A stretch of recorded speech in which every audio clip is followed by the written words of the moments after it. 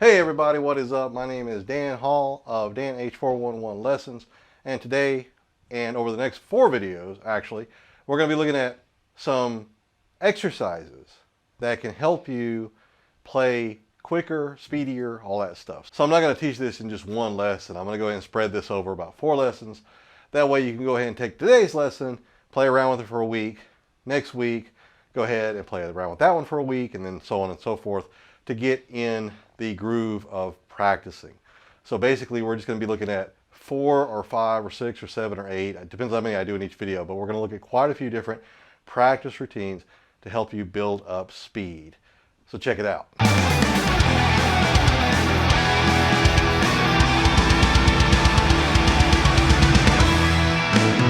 Alright, so thank you for checking out this video. If you're new to my channel, I have videos on YouTube every single week. If you're following me on social, or you came from a social channel that I have and came to here, or you're seeing this on a social channel, my main YouTube channel, Dan H411, is where you find my weekly lessons. And then I got a free course for you that is at tinyurl.com/danh411.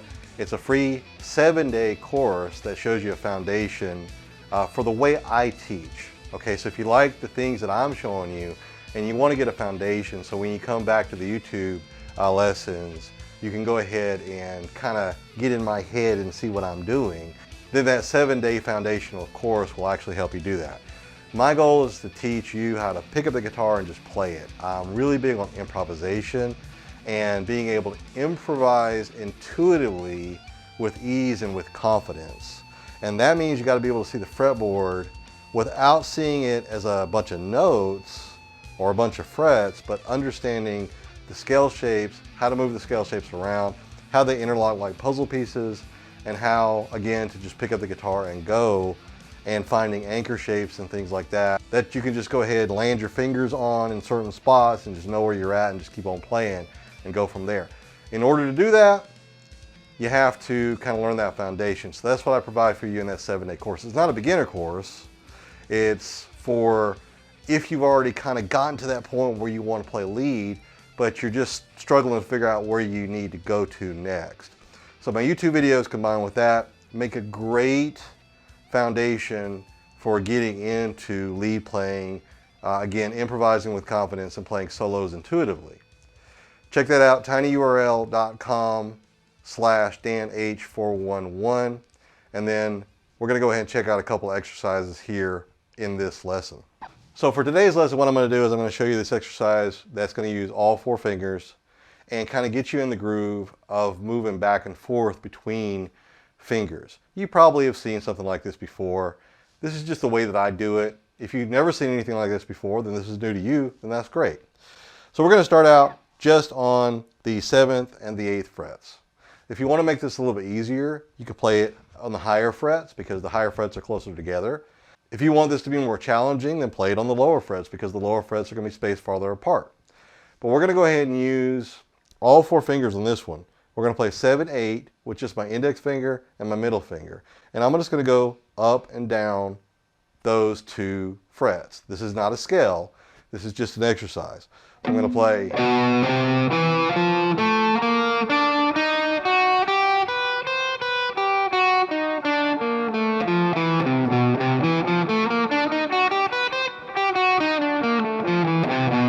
Now when you do this, you want to make sure that everything rings out nice and clearly. You don't want to play it like this. Right? Or like this.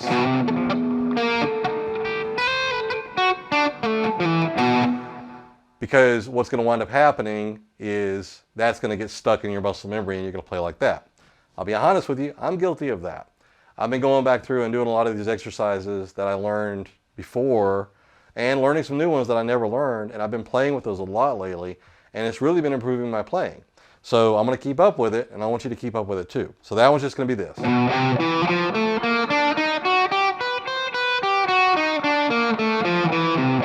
we're going to work on our palm muting with this hand because I don't want it to sound like this.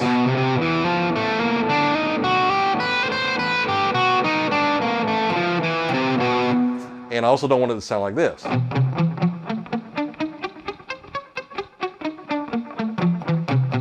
So we got a find that balance between where it needs to be palm muted, but it's not open strings and it's not too palm muted, right? So.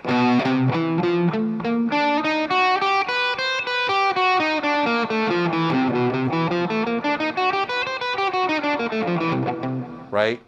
The same thing we're going to do with the first finger and the third finger. But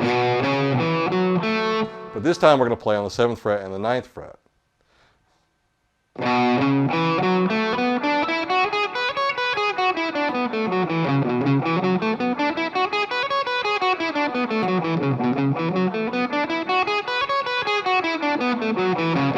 And all I'm doing is going from string to string.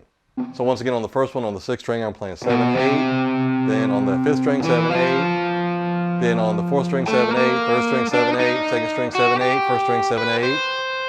And then I walk it back up, where I'm going 7 or 8 to 7, right? Because I already played the 8, so I'm going back to the 7.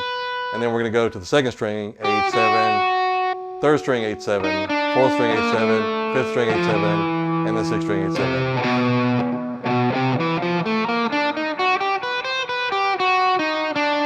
And I think what I'm doing, actually what I'm doing is when I go up, I'm going down, up, down, up, down, up, down, up, down, up, down, up.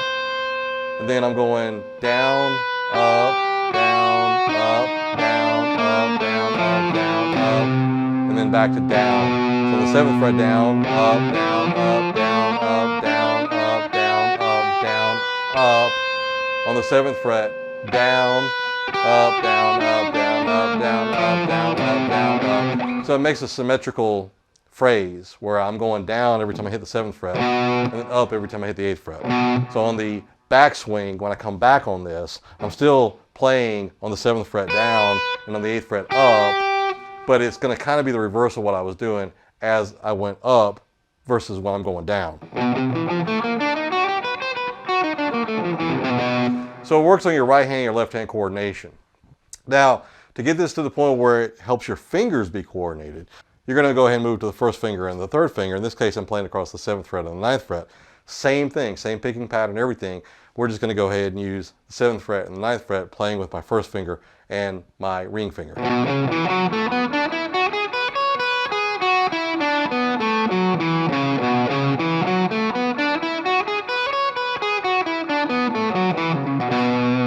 Again, the same picking pattern.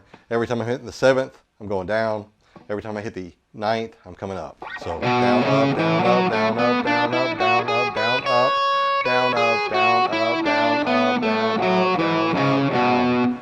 Okay? There's all kinds of different ways that you can play with this. I could even just do legato and go down and then come up.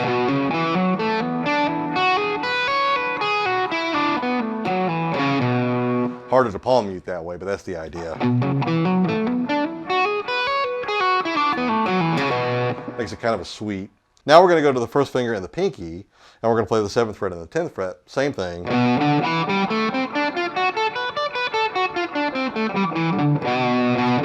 So down, up, down, up, down, up, down, up, down, up, down, up. And then down on the 7th, up on the 10th, down on the 7th, up on the 10th, down on the 7th, up on the 10th, down on the 7th, up on the 10th, down on the 7th, up on the 10th, down on the 7th. Okay, same thing.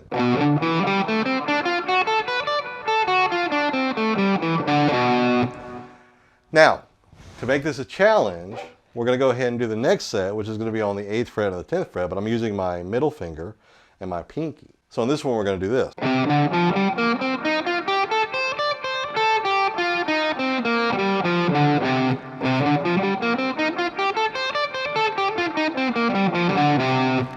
And you can also use the middle finger and the ring finger on the 8th and the 9th frets.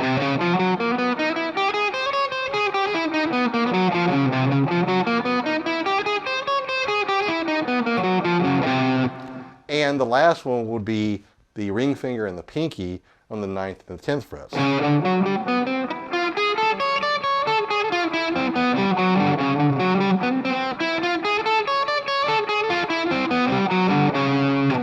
So that gives you a lot of different exercises there, right? 1, 2, 3, 4, 5,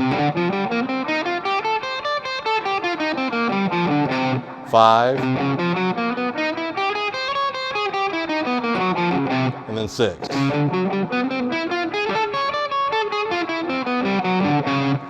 And all of those exercises are going to help strengthen the muscle memory in the way that your fingers play. One of the things that I'm guilty of is I've gotten into this pattern when I play scales of doing this.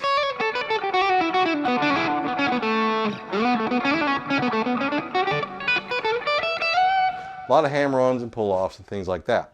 So one of the things that I'm working on now is being able to come into those scales and do more stuff like this. Or, and my fingers don't want to play, you know, the pinky to the ring finger, the pinky to the middle finger, or the index finger to the middle finger, the index finger to the pinky. They don't want to do any weird arrangement of movement, because I'm used to going, you know, 1, 2, 3, 4, 1, 2, 3, 4, or 1, 2, 4, 1, 2, 4, or 1, 3, 4, 1, 3, 4, like that. I'm used to moving in a certain way. So I do a lot of hammer-ons and pull-offs that are in line with the number of the fingers. But if I want to play where I'm going first finger pinky, first finger ring finger pinky, like that, then what's happening is my brain is saying, whoa, we don't move that way. So in order to train your fingers, these are the kinds of exercises that you need to do to train your fingers to play different arrangements of fingers. Like instead of playing 1, 2, 3, 4, you're playing 1, 3, 4, 2, 1, 3, 4, 2, or you're playing 1, 4, 2, 3, 1, 4, 2, 3.